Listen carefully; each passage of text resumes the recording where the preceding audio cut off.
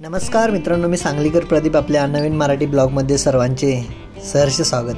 मित्रांनो, दररोज नवनवीन गोष्टींना सामोरे जात त्यांचं आव्हान स्वीकारणं आणि त्या पूर्णपणे पार पाडणं, यामध्ये जी नवीन ऊर्जा भेटून जाते ती ऊर्जा दुसरीकडे कुठेच मिळणार नाही असं मला तरी वाटतं.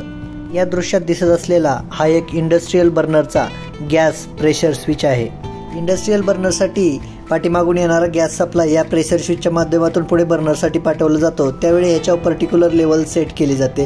त्याच्याप्रमाणेच त्या लेवलप्रमाणेच गॅस पुढे बर्नरसाठी पाठवला जातो. 24 व्होल्ट DC सप्लाय वापरून हा स्विच ॲक्टिवेट केला जातो. या ठिकाणचा हा स्विच लिकेज असल्यामुळे यातून गॅस बाहेर जात होता. त्यामुळे या ठिकाणी हा स्विच काढून त्या ठिकाणी नवीन स्विच बसवला.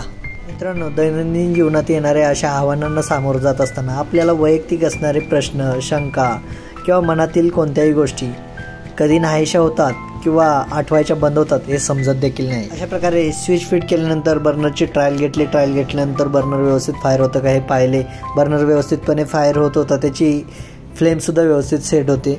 आयुष्यात जळणाऱ्यांचा विचार न करता ज्या जळणाऱ्या गोष्टी आहेत त्यांना जळण्यासाठी नीट मदत करणे हेच आपलं काम आहे. अशा प्रकारे हातातील काम झाल्यानंतर मी काही कामानिमित्त ज्ञानराज इलेक्ट्रिकलमध्ये गेलो. त्या ठिकाणी ही ब्रेकर मशीन रिपेरिंगसाठी आलेली, त्याचबरोबर ही पॅकिंग मशीनही त्या ठिकाणी मला आढळली. मित्रांनो, अशा नवनवीन गोष्टींची छोटी मोठी माहिती मी आपल्या व्हिडिओमधून आपल्याला नक्कीच देत राहीन. सो भेटूया नेक्स्ट ब्लॉगमध्ये.